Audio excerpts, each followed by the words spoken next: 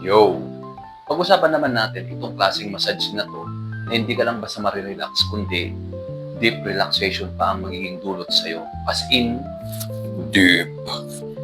Pampaganda ng circulation ng katawan, tapos perfect pa to sa may mga chronic pain. Yung matagal ng sakit na nararamdaman mo tapos pabalik-balik pa. Ano ito? Hot stone massage.